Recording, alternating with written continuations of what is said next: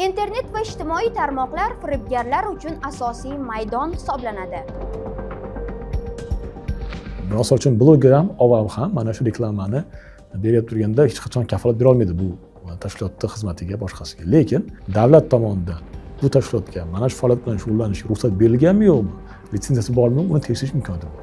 Telegramdagi yozishmalarimizni o'chirib, meni bloklab qo'yibdi.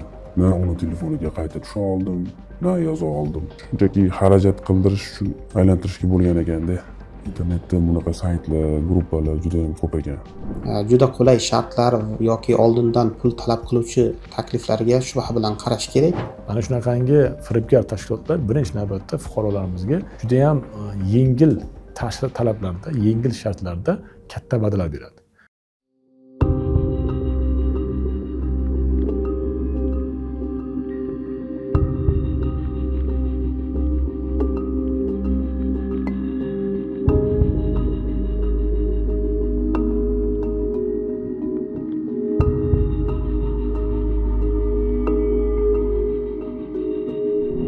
Assalomu alaykum. Har yili minglab vatandoshlarimiz munosib ish va yuqori daromad ilinjida xorijga yo'l oladi. Biroq ko'pchilik yo'l boshidayoq va'daboz firibgarlarning tuzog'iga ilinadi. Eng klassik tuzoqlar sarasiga soxta ishga joylashtirish agentliklari va insofsiz ish beruvchilarning nayranglari kiradi. Ular odamlarning ishonchiga qanday kiradi va bu orqali qanday pul undiradi? Bugun biz shu haqida gaplashamiz. Internet va ijtimoiy tarmoqlar firibgarlar uchun asosiy maydon hisoblanadi. Ular o'zlarini haqiqatda mavjud bo'lgan yirik xalqaro kompaniyalar yoki rasmiy ishga joylashtirish agentliklari sifatida tanishtiradi. Bu ham qaysidir ma'noda odamlarning ishonchini ovlashga xizmat qiladi. Makkor agentliklarning doimiy yodlab olgan gaplari ishga joylaymiz, hech qanday hujjat, hech qanday to'lov qilmaysiz degan va'dalardan iborat bo'ladi. Rasmiy shartnomada ularning majburiyati faqatgina ma'lumot berish yoki ariza to'ldirish bilan cheklangan bo'ladi. Ertaga ish topilmasa, huquqiy jihatdan ular biz ma'lumot berdik, shartnoma shartlarini bajardik deya javobgarlikdan qutulib qolishadi. O'zbekistonda ish yo'li sababli Rossiyaga ishlash fikri keldi. Shu haqida o'ylay boshladim. Telegramda bir turli guruhlar bor ekan, shularga qo'shildim. Men o'zimga mos ish qidirdim. Shunda bir kuni Telegramda bir qiz rabota.de.ru firmasidan kadrlar bo'lim menejeri ekan. Shunday qilib tanishtirdi menga. Moskvada qurilish, kuryerlik sohasida ish topib berishini aytdi. Haydovchilikdan xabarim bo'lgani uchun kuryerlik mos deb o'yladim. Firmani rasmiy ma'lumotlarini menga ko'rsatdi va men unga ishondim.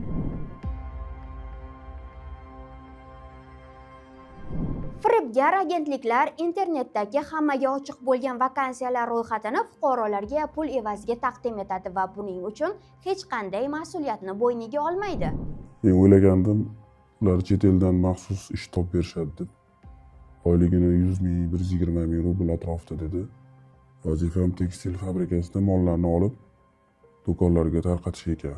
U qizga ishonib, telefon orqali gaplashdim. Tuppa-tuzuk gaplashdi. Men shaxsiy ma'lumotlarimni, pasport raqamlarimni jo'natishimni aytdi.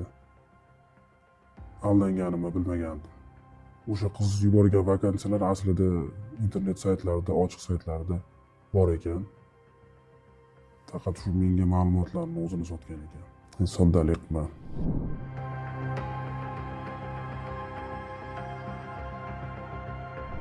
Rossiya kabi davlatlarda firibgarlar fuqaroni ish bilan ta'minlamasdan turib, ularga majburiy ravishda tibbiy daftarcha, maxsus ish formasi yoki boshqa anjomlarni xarid qilishni shart qilib qo'yadi. Agar bularni bajarmasa, ishga boshqa birovni jalb qilish vaji bilan chiqadi. Qiz bilan orada gaplashib turdik. U qiz ishlar yaxshi ketayotganini, barcha xarajatlar ish beruvchi tomonidan to'liq qoplanishini aytdi. Keyin birdan aloqaga chiqib, ishga borishingizdan oldin medknижка qildirishingiz kerak, maxsus forma shart deb menga aytdi. Aytganlarini olmasam, ishga boshqa birovni jalb qilish mumkin ekan. Keyin menga ELNP nomidagi O'zbekistonda ochilgan viza karta tashladi. Ishni yo'qotib qo'ymaslik uchun qarz havola qilib bo'lsa ham 2 million so'm pul tashlab berdim. Ancha vaqtdan keyin qiz ish bekor bo'lganini, pulimni qaytarib ola olmasligim haqida aytib telefon qildi. Telegramdagi yozishmalarimizni o'chirib meni bloklab qo'yibdi. Na uni telefoniga qaytib tusha oldim, na yoza oldim. Xullas, shunchaki xarajat qildirish uchun aylantirishga bo'lgan ekanda. Eng katta xatoim shoshganim, tekshirmaganim bo'ldi. Hamma gaplarga ishonib, pulni o'ylamasdan tashlab beribman. Endi nima ham derdim. Hech og'zaki va'daga ishonmanglar. Har bir qog'ozni tekshirib olishinglarni maslahat beraman.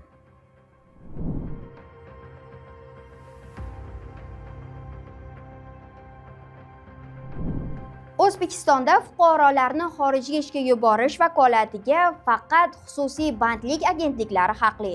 Ularning har biri migratsiya agentligi tomonidan berilgan litsenziyaga ega bo'lishi shart. Konsalting firmalarining bunga hech qanday aloqasi yo'q. Xo'sh, mutaxassislar soxta ish nayranglari va virtual tuzoqlar haqida nima deydi? Qanday tavsiya va maslahatlar beradi? Soxta ish beruvchi agentliklar fuqarolarning ishonchiga qanday kiradi? Endi soxta agentlik deb demaslik kerak-ku, balkim umuman olganda har qanday konsalting firmasi yoki biron bir viza bilan shug'ullangan firma, umuman har qanday o'sha tashkilot bir odamni chetga yuborish uchun birinchi navbatda uni vakolati bo'lishi kerak. O'zbekiston qonunchiligi bo'yicha migratsiya agentligi tomonidan berilgan litsenziyasi bo'lishi kerak. Ya'ni har qanday tadbirkor O'zbekiston fuqarolarini chet elga ishga yuborishga haqqi yo'q. Ya'ni bunga ma'lum bir. Chunki nega bu litsenziya talab qilingan deyilsa, chunki o'sha litsenziyaning to'lovi bor va ertaga mana shu tadbirkorni harakati bilan biron bir muammo kelib chiqsa, ana o'sha qo'ygan o'sha kafolat puli bor. Mana shu puldan foydalanib turib O'zbekiston fuqarolariga yordam beriladi. Endi birinchi navbatda bu narsani tushunish kerakki, mana shunaqangi firibgar tashkilotlar birinchi navbatda fuqarolarimizga juda ham yengil talablarda, yengil shartlarda katta va'dalar beradi. Ya'ni muammo nimadaki, agar rasmiy migratsiya agentligi yoki rasmiy bir xususiy bandlik agentligiga borilsa, u yerda har qanday qonuniy ish beruvchi yoki o'sha xususiy bandlik agentligi aytadiki, siz chetga borishingiz uchun falon talablar bor. Ya'ni siz tilni bilishingiz kerak, ma'lum bir darajada siz ish beruvchi talab qilgan ma'lum bir ko'nikmaga, kasbiga bo'lishingiz kerak. Undan tashqari sog'lig'ingiz bilan bog'liq, sudlanmaganligingiz, ya'ni bir qancha talablar bor. O'z-o'zidan har qanday odamni ishga jalb qilmaydi. Endi mana shu ko'pchilik vatandoshlarimiz ba'zida mana shu talablarga javob bermaganligi yoki tilni bilmasligi yoki kasbi bo'lmasligi yoki boshqa sabablardan nima qiladi? Osonroq yo'llarni izlashadi. Va mana shu paytda mana shunaqangi firibgarlik bilan shug'ullanuvchi tashkilotlar shundan foydalanadi. Ya'ni tilni bilish shart emas, ish haqi 3-4 ming AQSh dollari, kasb bilish shart emas. U yerga borganda o'rganib olasiz, o'zimiz kutib olamiz, hech narsa talab qilinmaydi. Sizdan faqatgina tez hal qilib beramiz. Masalan, biz ko'ryapmiz o'sha ko'p narsa o'sha nima deydi, agentliklarda o'ziga ham bog'liq bo'lmagan joylari bor, chunki o'sha tegishli davlatni migratsiya bo'limlaridan, organlaridan ruxsatnomalar kelishi kerak. Undan tashqari tegishli davlatda elchixonasidan, konsullikdan viza olinishi kerak va bu jarayon uzoq davom etyapti. Navbatlar katta, ba'zida 1 yilgacha kutishyapti. Endi qaysidir firibgar nima qiladi? Unaqa 1 yil demaydi. Qonuniyga borsa 1 yil kutasiz desa, yoki nom kutish kerak deysa, noqonuniy aytadiki, firibgar aytadiki, birpas haq beramiz 1 haftada 10 kunda deb, ya'ni qisqa muddatda katta bir daromad olish, oson yo'l bilan chetga borishni va'da qilyapti turgan nima firibgarlar shundan foydalanadi. Va bunga mana shu sabr qilishni xohlamagan, biron bir tilni o'rganishni xohlamagan, kasbni o'rganishni xohlamagan yoki kerakli o'sha huquqiy savodxonligi bo'lmagan vatandoshlarimiz bunga aldanib qolishyapti. Agentliklarning litsenziyasini qayerdan va qanday tekshirish mumkin? Endi O'zbekistonda xususiy bandlik agentligini tegishli litsenziyasi bor yo'qligini tekshirish juda ham oson. Buni internetda o'sha so'rov deb bersa ham bo'ladi. Ya'ni o'sha ishga borish litsenziyasi berilsa, bu migratsiya agentligining saytlarida ham bor. Bundan tashqari xorijda ish.uz degan sayt bor va hattoki o'sha hukumat portalida ham bor. Bu yerda mana shu tegishli litsenziyaga ega bo'lgan agentliklarning ro'yxati bor. Bu doimo to'ldirib boriladi. Buni internetdan izlab topish mumkin, muammo emas. Agar blogerlar soxta firmalarni reklama qilsa va odamlar aldansa, ular uchun javobgarlik bormi? Blogerlar ijtimoiy tarmoqlarda reklama qilgan agentlikni firibgar ekanligini bilib turib, litsenziyasi yo'qligini bilib turib reklama qilgan bo'lsa, bloger bu firibgarlikka sherik deb topilib, jinoiy javobgarlikka tortilishi mumkin. Endi albatta mana bir narsani reklama qilgan paytda mana har qanday ommaviy axborot vositasi yoki bloger, biz O'zbekistonda reklama to'g'risida qonun bor. Reklama to'g'risida qonunning talablariga javob berish kerak, ularni bajarish kerak.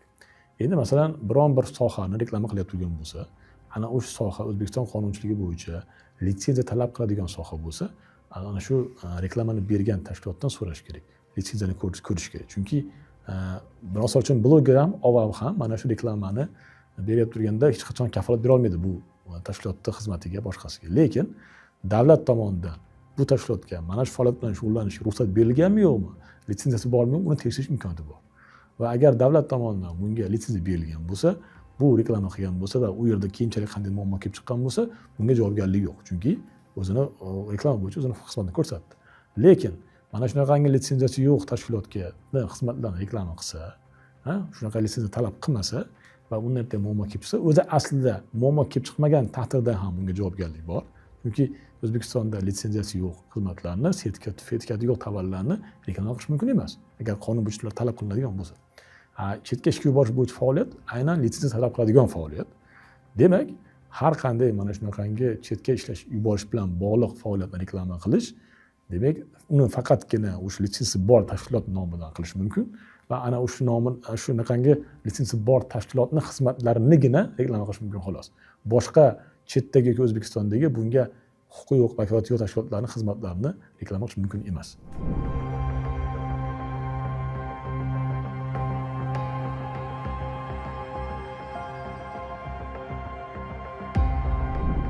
Ya'ni qayerga u albatta bu qayerda aldanganiga bog'liq. Chunki ajratish kerak, ya'ni internet u chegara bilmaydigan hudud va internetda shunday tashkilotlar borki, O'zbekiston emas, O'zbekiston tashqarisida turib o'zini reklama qilyapti, Instagramdan boshqa. Hop, unga qayerga murojaat qiladigan, uni ham topish kerak degan narsa bor-da. Endi u O'zbekiston hududida yurib bo'lgan biron bir tashkilot bo'lsa, uni internetda reklamasi bo'lsa va uni topish mumkin. Ya'ni o'sha sudga berish mumkin, ichki ishlarga murojaat qilish mumkin, prokuraturaga murojaat qilish mumkin. Lekin ularni topsa bo'ladi. Lekin chetda xorij yurganlarga afsuski buni iloji yo'q. Ya'ni kimga murojaat O'zbekistonda huquqni mudofaa organlari ularga ta'sir choralari yetkaza olmasligi mumkin, ularni topa olmasligi mumkin. Endi migratsiya agentligi, ichki ishlar bilan harakat qilinib turganligi bor. Ya'ni bular hatto mana ommaviy axborot vositalarida ham chiqdi. Hatto bir qancha blogerlarni javobgarlikka tortganlarni ham ko'rdik. Ya'ni javobgarlik bor, uni yetsa bo'ladi oxiriga. Albatta bunga sabr kerak, shug'ullanish kerak. Migratsiya agentligi mana bevosita organ shug'ullanadi, unda ichki ishlar bor, prokuratura bor. Ularning hammasiga murojaat qilishga, buni shug'ullanish kerak va bunga ko'p bo'lmasa ham, lekin sekin-sekin amaliyotda ko'rib boryapmiz. Sekin-asta bu bo'yicha amaliyot shakllanyapti va javobgarlikka tortilganlar bor. Tavsiya va maslahatlar. Aldanib qolmaslik uchun fuqarolarga beradigan tavsiyamiz shuki, ish e'lonlarini faqat rasmiy saytlar orqali qidirish kerak. Juda qulay shartlar yoki oldindan pul talab qiluvchi takliflarga shubha bilan qarash kerak. Agentlikning litsenziyasini davlat ro'yxatidan tekshirish kerak. Shartnoma imzolashdan oldin barcha shartlar va xizmat haqini tekshirish kerak. Bundan tashqari barcha hujjatlar, messenjerlardagi yozishmalar va qilingan to'lov cheklarini saqlab borish kerak.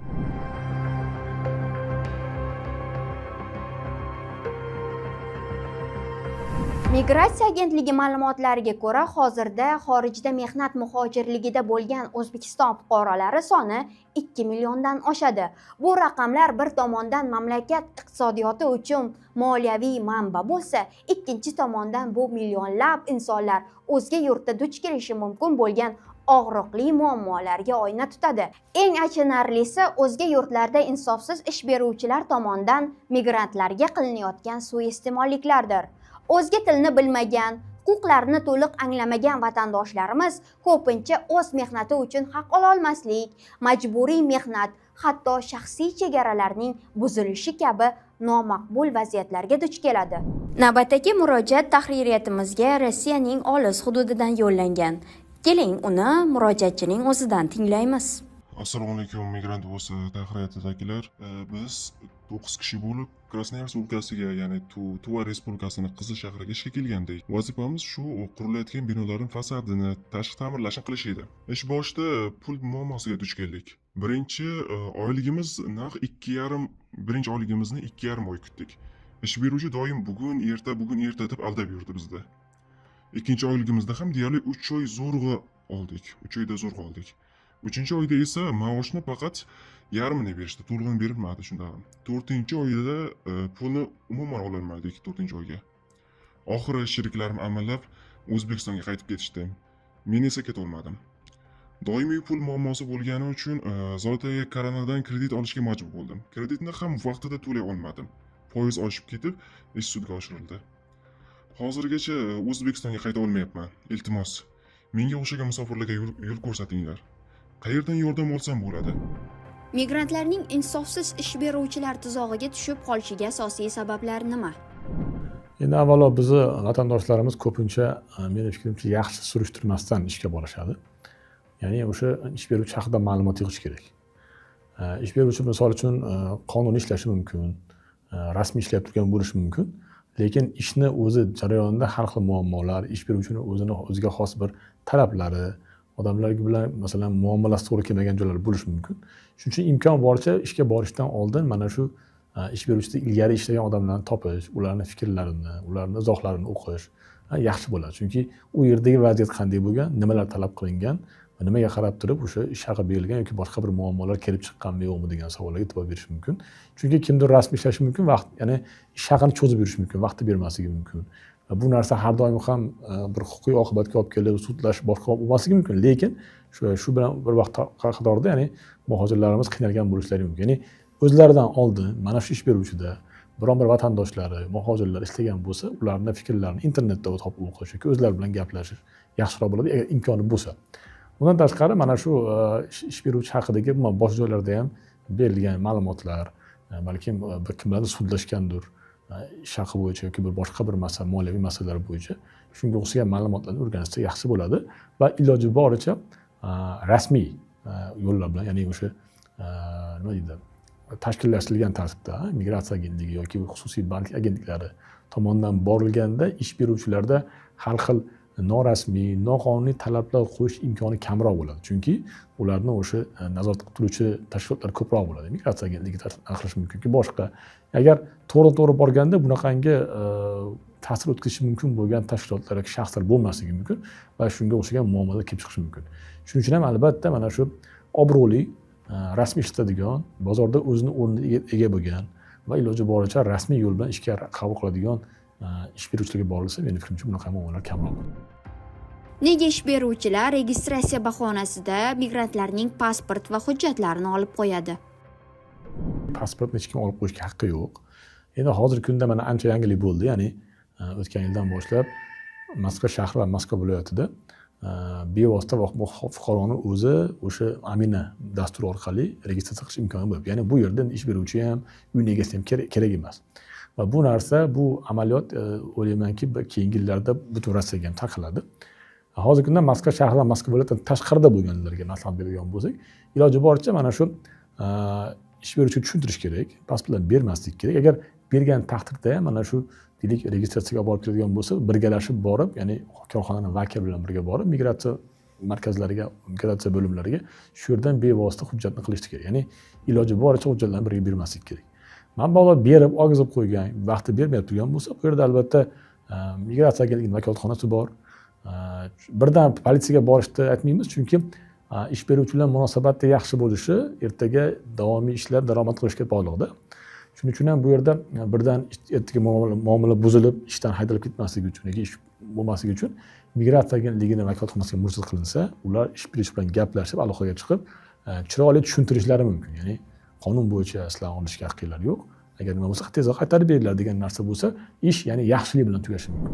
Og'zaki kelishuv asosida ishlayotgan migrant oyligini ola olmasa, huquqiy jihatdan o'z haqqini talab qila oladimi? Eng katta muammolardan bittasi ham shu. Ya'ni o'sha norasmiy mehnat munosabatlari bo'ladi va undan keyin o'sha ish haqida bo'yicha munosabat, ya'ni muammo kelib chiqqan paytda endi uni agar o'sha ish beruvchi mehnat munosabati bo'lganligini, ya'ni uni ishlaganligini tan olmasa, endi buni isbotlash kerak. Bu muammo bor. Shuning uchun ham biz vatandoshlarimiz doim aytamizki, birinchi navbatda albatta qonuniy shartnoma asosida ishlashga harakat qilish kerak. Agar buni imkoni bo'lmagan taqdirda ham o'sha vatandoshlarimiz ishlab turgan joyi haqida ma'lumotlarni yig'ib yurish va ishlaganligini tasdiqlovchi har xil dalillarni yig'ib yurish kerak. Misol uchun ishlab turgan joyda ish formasida shu korxona vakillari bilan, korxona rahbari bilan birga rasmga tushish mumkin.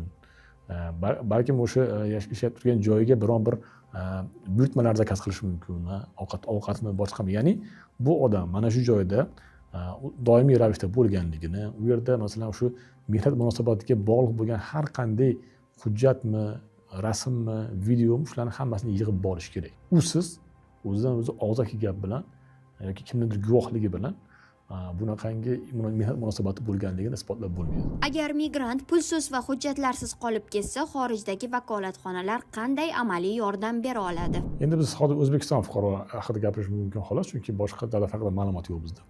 O'zbekistonda o'sha asosan Rossiyaga o'xshagan davlatlarda migratsiya agentligining vakolatxonasi bor. Ya'ni mehnat munosabatlari bo'yicha muomala bo'yicha yordam beradi va agar bir shunaqangi moddiy yoki bir sog'liq bilan bog'liq og'ir ahvolga tushib qolgan paytda murojaat qilinganda ularda o'ziga xos mexanizmlar bor. Misol uchun 30 kungacha hostel bilan ta'minlash imkoniyati bor, oziq-ovqat bilan ta'minlash imkoniyati bor va og'ir ahvolga tushib qolgan fuqarolarimizga uyga o'sha yo'l kirasi biletini olib berib, uyga yuborish imkoni bor va bundan foydalansa bo'ladi. Ya'ni migratsiya agentligining vakolatxonalariga murojaat qilish kerak, ular qo'ldan kelgancha imkoniyatga qarab yordam berishadi. Mehnat migratsiyasi bu shunchaki daromad vositasi emas, balki ulkan mas'uliyatdir. Soxta va'dalarga ishonib hayotingizni xavf ostiga qo'ymang. Qonuniy yo'l xavfsiz yo'l demakdir. O'zingiz va yaqinlaringizga befarq bo'lmang. Salomat bo'ling.